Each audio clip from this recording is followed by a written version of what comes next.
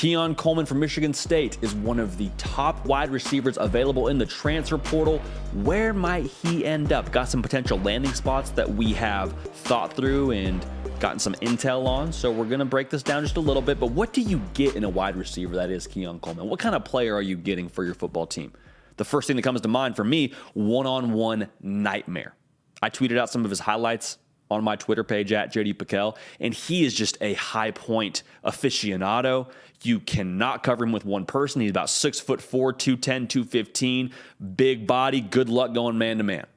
Physical specimen. Also played on the basketball team at Michigan State. You don't play on the basketball team at Michigan State if you're not a freak athlete. So to play basketball and football at Michigan State, that's just ridiculous. Legit wide receiver one with proven production. This is not a guy that's just going to trot out there and you hope that he eventually puts it together. No. At Michigan State in 2022, as a sophomore, 58 catches, 798 yards, 7 touchdowns. He's a guy that has arrived in a very big way. And that's, in some small part, it sounds like why he is looking to make a pivot somewhere else.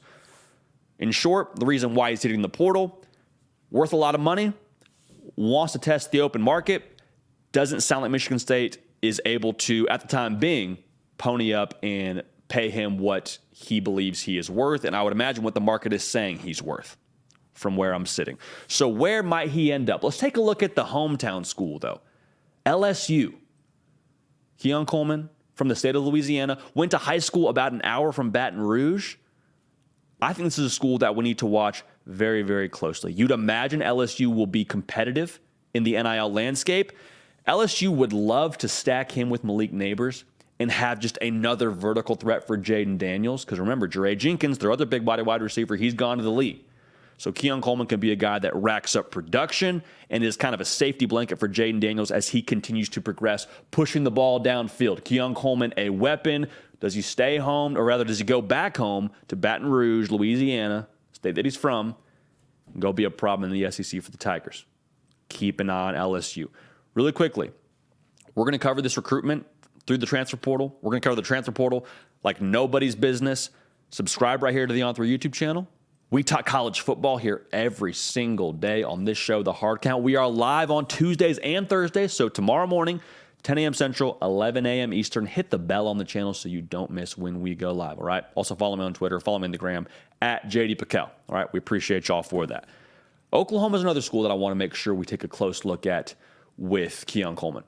There's been rumblings about him being linked to Oklahoma and what he could be there. I mean, let's be real here. They're looking for a wide receiver one to step up in Norman, whether it's Jaleel Farouk, whether it's Andrew Anthony. The bottom line is Keon Coleman would be a different genre of wide receiver than they have right now. The size and the high point ability he has would be something new to their roster. So at the very least, he offers another pace of play for them. I also think the scheme is complementary to a guy like Keon Coleman's skill set. Can play. I think he plays faster than he probably runs in the 40-yard dash, I would imagine, for a guy his size. But they're going to spread you out and let you win one-on-one. Basically, Keon Coleman, you win one-on-one, you're going to catch a lot of footballs, you're going to catch a lot of touchdowns. We're going to score a lot of points in Oklahoma. So that's a good thing. And obviously, with his aspirations to go play in the NFL here sooner rather than later, no pun intended, it'd be a very nice fit schematically for him as well. Now, they also have a proven quarterback in Dillon Gabriel. LSU does as well, but Dillon Gabriel, I think, with him going on now his 6th year of college football, he's a guy that if you transfer to Norman, you feel confident you're not going to be hamstrung because you don't have a quarterback that can get you the football vertically. So that's not a knock on any of these other options for Keon Coleman, but I just think Dillon Gabriel probably sweetens the pot just a little bit. So opportunity, offense, and quarterback all are big reasons why I would imagine Oklahoma has to be in the mix for Keon Coleman. One more school I want to look at here is a bit of an intriguing one by the way that they got into this video. Because when I woke up this morning, I didn't necessarily have the Auburn Tigers on my radar as being in the mix for Keon Coleman. Just hadn't heard anything reported or hadn't heard any rumblings about Auburn and Keon Coleman. It's not to say that Auburn wouldn't be a fit because they're absolutely buyers when it comes to the transfer portal market for wide receivers. So in that way, it makes sense. SEC country makes sense with him being from Louisiana. So there's a lot of logic to be made about Keon Coleman to Auburn. But the reason why I think they're a little bit more intriguing than I would have thought earlier this morning When I tweeted out Keon Coleman's highlights last night, in that tweet, I said, I'm keeping an eye on LSU. I'm keeping an eye on Oklahoma here, as I had just told you a second ago. There was an Auburn football player, a guy who's currently on the team, I won't say his name, currently on the team, that quote tweeted that and said, don't count us out either. Keep an eye on us here too. Winky emoji is essentially what he's saying. And so for me, I'm just saying, all right, you're much closer to this operation than I am. You're in that locker room. You're in that building. What do you know that I don't know? Now, it could be that this player was just saying that to say it, and maybe he likes Keon Coleman's game, but I'm just saying there's the closer you get to a program and the people that say things that are close to the program or in that locker room, I think that holds some weight. I'm not predicting Keon Coleman to Auburn here, but I am saying they're a school to watch without a doubt. Now, that player, as soon as I went to go check that tweet after the notification, went and deleted it, so I'll leave it at that, but can confirm that was something that happened this morning, and I think Auburn is a school to watch because they're buyers in the transfer portal market and because that was just a little bit too coincidental for me to look past.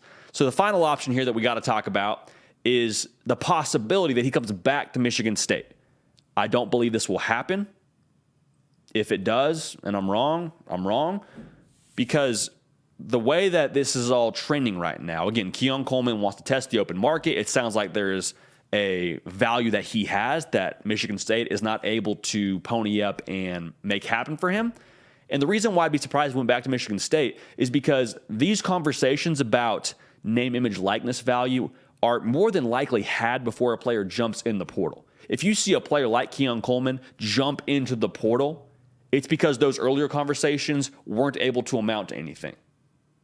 So if Michigan State can pony up and pay him what he's worth, great for Michigan State. It sounds like Keon Coleman wants to stay at Michigan State, but he's just saying, hey, listen, I can't do it for free.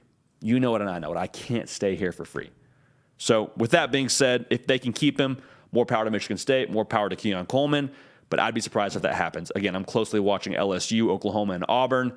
All make a whole lot of sense. Somebody's going to get an absolute beast on the outside that can do a lot of things for you, which includes being a one-on-one nightmare. We'll follow this recruitment. Keep it locked right here. We talk college football every single day. Live tomorrow morning, 10 a.m. Central, 11 a.m. Eastern. Hit the bell so you don't miss out.